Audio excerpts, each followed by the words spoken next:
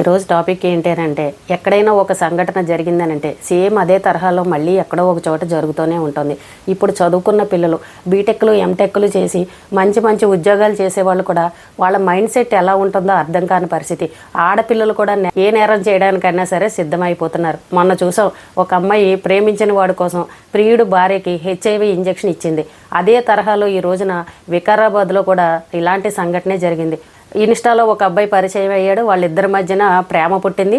ఆ విషయం తీసుకొచ్చి తల్లిదండ్రులకు చెప్పింది. నేను పలానా వాడిని ప్రేమించాను, పెళ్లి చేసుకుంటానని అనగానే వాళ్ళ కులం ఏంటి, గోత్రం ఏంటి, ఇవన్నీ తల్లిదండ్రులు అడిగారు.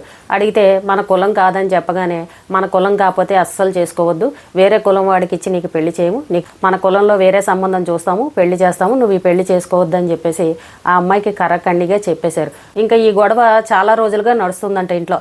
నేను ఆ అబ్బాయినే చేసుకుంటానని ఈ అమ్మాయి అడగడం, వేరే కులం వాడిని నువ్వు చేసుకోవడానికి వీల్లేదని తల్లిదండ్రులు దెబ్బలాడడం, ఒక పక్కనేమో సంబంధాలు చూడడం మొదలుపెట్టారు. ఇంకా ఈ అమ్మాయి బాగా ఆలోచించింది, వీళ్ళు ఉండడం వల్లే కదా నా పెళ్ళి అవ్వట్లేదు, వీళ్ళు అసలు లేకుండా ఉండుంటే నేను ప్రేమించిన వాడినే చేసుకోవచ్చు, నన్ను ఆపేవాడు ఎవడని చెప్పేసి ఆ అమ్మాయి బాగా ఆలోచించి, ఇప్పుడు నర్స్ అంటే హాస్పిటల్లో అన్ని మందుల గురించి ఆ అమ్మాయికి బాగా తెలుసు.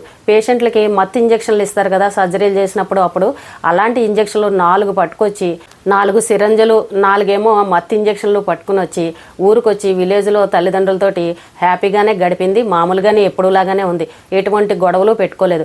అయితే ఆ తల్లిదండ్రులకి కుటుంబంలో కొన్ని అప్పులు అలాంటివి ఉన్నాయి. వ్యవసాయం చేసుకుంటారు కదా, వాళ్ళకి ఏవేవో అప్పులు ఉన్నాయంట. అయితే ఈ అమ్మాయికి ఒక అన్నయ్య కూడా ఉన్నాడు. అతను ఏదో షాప్ నడిపిస్తూ ఉంటాడు. ఆ పెద్దవాళ్ళకి పాపం మోకాళ్ళ నొప్పులు ఇలాంటివి అనారోగ్య సమస్యలు ఉన్నాయి. అయితే తల్లికి చెప్పిందంట, అమ్మ నీకు మోకాళ్ళ నొప్పులు ఉన్నాయి కదా, నీకు ఒక ఇంజక్షన్ ఇస్తాను, కాళ్ళ నొప్పులన్నీ తగ్గిపోతాయి, చక్కగా పడుకోవచ్చు అని చెప్పగానే కూతుర్ని నమ్మింది. ఎందుకంటే కూతురు నర్సు కదా, మందుల గురించి అన్నీ తెలుసు అని చెప్పేసి, సరే అమ్మ ఒక ఇంజక్షన్ ఇయ్యి, మోకాళ్ళ నొప్పులు భరించలేకపోతున్నాను అంటే తల్లికి ఆ మత్తు ఇంజక్షన్ ఎక్కించింది. ఇచ్చే డోసు కంటే కూడా ఎక్కువ డోసుని ఇచ్చింది. అంటే ప్రాణం పోయే విధంగా ఆ మత్తు ఇంజక్షన్ ఇచ్చేసింది. మత్తు ఎక్కగానే పాపం తల్లి స్పృహ తప్పి పడిపోయి పాపం నిద్రలోకి వెళ్ళిపోయింది. ఇంకా కాసేపటి తర్వాత బయట చలిమంట దగ్గర వాళ్ళ నాన్న కూర్చున్నాడంట చాలాసేపు. రాత్రి లోపలికి రాగానే అమ్మ ఏంటి పడుకుంది అని అనగానే, అమ్మకి ఇలా మోకాళ్ళ నొప్పులకి ఇంజక్షన్ ఇచ్చాను, బాగా నొప్పులని అంది, ఆ ఇంజక్షన్ కొంచెం మత్తుగా ఉంటుంది కదా, నిద్ర వచ్చి పడుకుందని చెప్పేసి వాళ్ళ నాన్నకి చెప్పింది. వాళ్ళ నాన్నకు కూడా ఏమని చెప్పిందంటే, అమ్మకి ఇచ్చాను కదా, నీకు కూడా మోకాళ్ళ నొప్పులు అంటున్నావు కదా, నీకు కూడా ఇంజక్షన్ ఇస్తాను, మోకాళ్ళ నొప్పులు తగ్గిపోతాయని అనగానే పాప మా తండ్రి కూతుర్ని నమ్మాడు. నా కూతురు నర్సింగ్ చేస్తుంది, మంచి మందులు ఇస్తుంది, నా కూతురికి అన్నీ తెలుసు, ఒక డాక్టర్ లాగా పనిచేస్తుందని అనుకుని ఆ తండ్రి కూడా ఆ ఇంజక్షన్ తీసుకున్నాడు. తల్లిదండ్రులు ఇద్దరికీ కూడా ఇవ్వాల్సిన డోస్ కంటే ఎక్కువ డోస్ ఇచ్చేసి మొత్తానికి వాళ్ళిద్దరినీ చంపేసింది. షాప్లో ఉన్న వాళ్ళ అన్నయ్యకి ఫోన్ చేసింది. అన్నయ్య అమ్మ నాన్న పడిపోయారు, అమ్మేమో కడుపులో నొప్పి అని పడిపోయింది, లేవట్లేదు, నాన్న కూడా పడిపోయాడు, ఏం జరిగిందో నాకు అసలు ఏమీ తెలియదని యాక్టింగ్ చేసుకుంటూ ఏడ్చుకుంటూ అన్నయ్యకి ఫోన్ చేసేసరికి వాళ్ళ అన్నయ్య ఏం చెప్పాడంటే, పక్కన చిన్నమ్మ ఉంది కదా, చిన్నమ్మని పిలు అని అనగానే పక్కింట్లో వాళ్ళ బంధువులు ఉంటే ఆవిడని పిలుచుకొచ్చింది. అప్పటికే వీళ్ళిద్దరూ చనిపోయారు. ఈ అబ్బాయిని ఆ చుట్టాలు ఏమనుకున్నారంటే, వీళ్ళిద్దరికి అప్పుల బాధలు ఉన్నాయి కదా, కావాలనే వీళ్ళిద్దరూ చనిపోయారు, ఏదో మింగారు, ఈ అప్పుల బాధలు సమస్యలు భరించలేక ఇలా చేసుకున్నారని వీళ్ళందరూ అనుకున్నారు. తెల్లారి వెంటనే పోలీస్ కంప్లైంట్ ఇచ్చాడు వీళ్ళ అన్నయ్య. వెళ్ళి పోలీసులు వచ్చారు, అంతా పరిశీలించారు, అన్నీ చూసుకున్నారు. తర్వాత వీళ్ళు దహన కార్యక్రమాలు ఇలాంటివన్నీ చేసుకున్నారు. ఈ అమ్మాయి ఏం చేసిందంటే ఇంజక్షన్లు ఇచ్చి ఆ ఇంజక్షన్ని ఇంట్లోనే దాచిపెట్టింది. ఈలోపు పోలీసులంతా కూడా విచారణ చేయడం మొదలుపెట్టారు. ఈ అమ్మాయి ప్రవర్తనలో మార్పు వచ్చింది. ఇంట్లో వాళ్ళకే కొంచెం అనుమానంగా అనిపించింది. 3 రోజుల తర్వాత ఇంట్లోకి వచ్చి చెక్ చేసేసరికి ఆ సిరంజులు, ఇంజక్షన్ బాటిల్స్ ఇవన్నీ దొరికాయంట. వెంటనే అమ్మాయిని రామ్మ నీతో మాట్లాడాలని చెప్పి స్టేషన్కి తీసుకువెళ్ళి వాళ్ళ స్టైల్లో విచారించేసరికి ఆ అమ్మాయి ఒప్పేసుకుందంట. నేను పలానా వాడిని ప్రేమించాను, వాడు మా కులం కాదు, మా అమ్మ నాన్న అడుగుతుంటే వాడిని చేసుకోవద్దు, నీకు వేరే సంబంధం చూస్తానని చెప్పి బయట సంబంధాలు చూడడం మొదలుపెట్టారు. నాకు ఇష్టం లేదు, అందుకే మా అమ్మ మా నాన్న నేనే చంపేశానని చెప్పేసి ఆ అమ్మాయి ఒప్పుకుంది. ఒక నర్సింగ్ చదువుకునే అమ్మాయి ఎక్కడో ఇన్స్టాలో పరిచయమైన పరాయి వాడి కోసం, ప్రియుడి కోసం ఇక్కడ తల్లిదండ్రులను చంపేసింది. ఎంతో కష్టపడి పిల్లల్ని పెంచి చదివించి ఇంత చక్కనైన భవిష్యత్తును అందిస్తే కన్న తల్లిదండ్రుల మాట కాదని బయటవాడి మాట నమ్ముతున్నారు. ఇప్పుడు బంధువులు కూడా షాక్ అయిపోతున్నారు. అంటే పిల్లలు ఎంత చదువుకున్నా సరే వాళ్ళ మైండ్ సెట్ చూడండి ఎలా ఉందో. అయ్యో అమ్మా నాన్నని చంపితే నేను దొరికిపోతే నా పరిస్థితి ఏంటి, నా జీవితం ఏంటి, మా ఇంటి పరువు ఏంటి, అన్నయ్య పరిస్థితి ఏంటి అని కూడా అమ్మాయి కొంచెం కూడా ఆలోచించకుండా ఇలాంటి నేరాలకు ఒడిగట్టిందనంటే ఏం చెప్పాలి చెప్పండి. మొన్న ఒక అమ్మాయి వైజాగ్లో బీటెక్ చదివింది, పక్కింటికి బంధువుల్లాగా వచ్చింది, 2 కుర్రాళ్ళని తీసుకొచ్చి పక్కింటి ఆవిడ ఇంట్లో దొంగతనం చేయించింది. ఏమండి పోలీసులు ఎలా పట్టుకున్నారు అని అడుగుతారు. వీళ్ళ ఫోనుల్లో చాటింగ్లు చేసుకుంటూ ఉంటారు, ఫోన్ లొకేషన్లు ఉంటాయి. ఇప్పుడు ప్రతి ఒక్క ఒక్కరికి ఎలా అయిపోయిందంటే ఫోన్ ఒక గుండెకాయలాగా అయిపోయింది అనమాట. మన శరీరంలో మన గుండెకాయ లేకపోతే ఎలా ఉంటుందో అలాగే అరచేతిలో ఫోన్ లేకపోతే ఎవ్వరికీ నడవట్లేదు. ఈ పిచ్చోళ్ళు అందరూ ఏమనుకుంటారంటే మేము పోలీసులకి ఎలా దొరుకుతాము, ఇక్కడ సీసీ కెమెరా లేదు కదా, ఇక్కడ ఇది లేదు కదా, అది లేదు కదా అని అనుకుంటారు.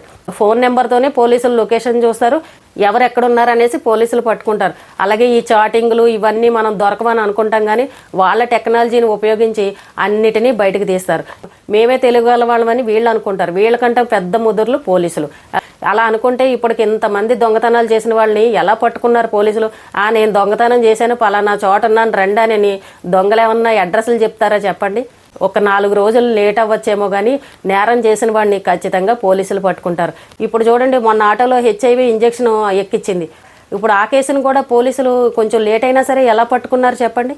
ఎంత దారుణమైన సంఘటన అదైతే. చూడండి, ఆడపిల్లలు చదువుకున్న వాళ్ళు అయ్యుండి ఎంత దారుణాలకు ఒడిగడుతున్నారో.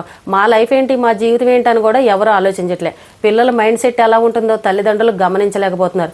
ఏదో పిల్లలు చదివిచ్చేసాం, పిల్లలు సిటీలకు వెళ్ళి ఉద్యోగాలు చేసుకుంటున్నారు, హ్యాపీగా ఉన్నారని అనుకుంటున్నాం, కానీ ఈ ఇన్స్టాలో పరిచయాలు పెట్టేసుకోవడం, లేదంటే ఆ ప్రేమించిన వాడి కోసం ఏదో ఒకటి చేసేయడం, అసలు ఎంత దారుణంగా తయారారంటే అసలు వీళ్ళు ఆడపిల్లలేనని అనిపించే విధంగా ఉంది. ఇంతకుముందు మగపిల్లలు చేసేవారు, ఇప్పుడు ఆడపిల్లలు చేస్తున్నారు. దేనికైనా సరే సిద్ధమైపోతున్నారు. ఆడపిల్లలకు కూడా ఈ రోజుల్లో చెప్పలేని పరిస్థితి అయిపోయిందండి.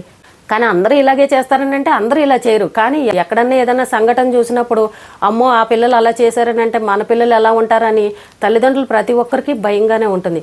కానీ ఎవరికి వాళ్ళేనండి పిల్లలకి జాగ్రత్తలు చెప్పుకోవాలి, లోకజ్ఞానాన్ని నేర్పించాలి. మనం ఎన్ని డిగ్రీలు చెప్పించినా సరే పిల్లల బుద్ధులు ఇలా మారిపోయాయి అనుకోండి, వాళ్ళ లైఫ్ పోయినట్టే కదా. మనం ఎంత కష్టపడి పిల్లల మీద ఆశలు పెట్టుకుంటాం, కానీ పిల్లలు ఇలాంటి తప్పు చేశారనుకోండి వాళ్ళ జీవితమూ పోతుంది. వాళ్ళని చూసి మనం కూడా ఏడవలసిన పరిస్థితి. పిల్లలు నిన్ను డబ్బులు ఖర్చు పెట్టి బాగా చదివించారే, మనం లేచినా లేకపోయినా పిల్లలే చూసుకుంటారు, పిల్లలు ఉద్యోగాలు చేసి మనకు ₹1 డబ్బులు ఇస్తారని ఎంతోమంది తల్లిదండ్రులు ఎదురు చూసే వాళ్ళు ఉన్నారు. అలాంటి వాళ్ళకేమో ఇలాంటి పిల్లలు ఇలాంటి నేరాలు చేసి జైలుకి వెళ్ళి కూర్చుంటున్నారు. ఇప్పుడు ఈ అమ్మాయి 2 తల్లిదండ్రుల్ని చంపింది, లోపలికి వెళ్ళి ఎన్ని సంవత్సరాలు ఉంటుందండి? అసలు ఇంకా అమ్మాయి జీవితం పోయినట్టే కదా. ఒక పెళ్ళి ఉండదు, ఏమీ ఉండదు, సొంత వాళ్ళు ఎవరు పట్టించుకోరు, ఇటు అమ్మా నాన్న లేరు, బంధువులు పట్టించుకోరు. ఇంకా అమ్మాయి జీవితం ఏంటి? జీరో అయిపోయింది కదా. ఇంకా అక్కడ ఇంకా బతుకున్నా కూడా చచ్చిన శవంలాగా ఉంటుంది ఆ అమ్మాయి పరిస్థితి. ఇలాంటివి ఏవి కూడా ఆలోచించరనమాట. చిన్న వయసులోనే ఇలాంటి నేరాలు చేసి జైలుకి వెళ్తారు. జైలుకి వెళ్ళిన వాళ్ళు హ్యాపీగా ఉంటారో లేదో తెలియదు, కానీ ముందు బయట ఉన్న వాళ్ళు తల్లిదండ్రులు నరకాన్ని అనుభవిస్తారు. ఎవరైనా నేరం చేశారనుకోండి బయట ఉన్న వాళ్ళే నరకాన్ని అనుభవిస్తారు. వాళ్ళకి శిక్షలు పడాలని మనం అంటాం, కానీ పాపం ఆ నరకం అనుభవించేది ఇక్కడ తల్లిదండ్రులే. వీళ్ళు పాపం మనశ్శాంతిగా అన్నం తినలేరు, నిద్రపోలేరు. అలా ఉంటుంది బయట ఉన్న వాళ్ళ పరిస్థితి. అసలు అది మానసికంగా ఎవరు చెప్పలేని బాధ అనమాట. అలా అనుభవించే వాళ్ళు కూడా ఉన్నారు. పిల్లలు ఎవరన్నా తప్పులు చేసేటప్పుడు బాగా ఆలోచించుకోండి.